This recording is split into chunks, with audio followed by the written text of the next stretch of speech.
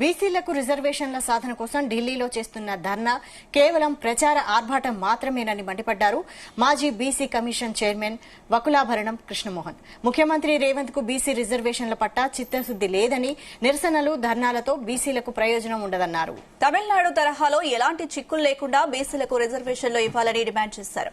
BC రిజర్వేషన్ల పేరుతో రాష్ట్రంలో జరుగుతున్న రాజకీయ డ్రామాలను కాంగ్రెస్ అగ్రనేత రాహుల్ గాంధీ గుర్తించాలని అన్నారు.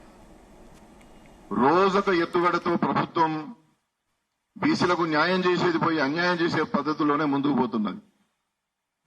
ఇవాళ ఢిల్లీలోని జంతర్ మంతర్ దగ్గర ధర్నా అనేటువంటి ఇంకొక కొత్త కార్యక్రమానికి శ్రీకారం చుట్టింది. ప్రజాస్వామ్య పద్ధతుల్లో ధర్నా చేయడాన్ని మేమెవ్వరం కూడా వ్యతిరేకించాం. మేమందరం కూడా ధర్నా చేసి, ఉద్యమాలు చేసి, ర్యాలీలు చేసి, ప్రజా సమస్యల మీద పోరాటం చేసి ఈ స్థాయికి ఎదగడం జరిగింది.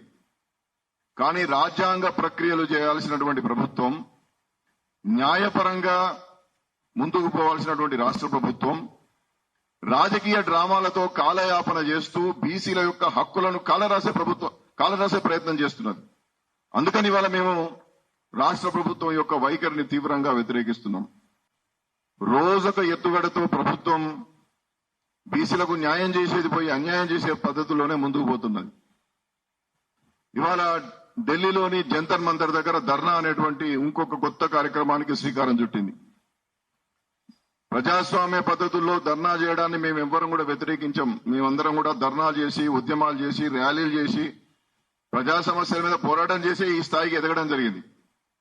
కానీ రాజ్యాంగ ప్రక్రియలు చేయాల్సినటువంటి ప్రభుత్వం, న్యాయపరంగా ముందుకు పోవాల్సినటువంటి రాష్ట్ర ప్రభుత్వం రాజకీయ డ్రామాలతో కాలయాపన చేస్తూ బీసీల యొక్క హక్కులను కాలరాసే ప్రయత్నం చేస్తున్నది.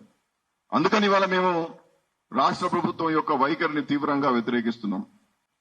రోజొక ఎత్తుగడతో ప్రభుత్వం బీసీలకు న్యాయం చేసేది పోయి అన్యాయం చేసే పద్ధతి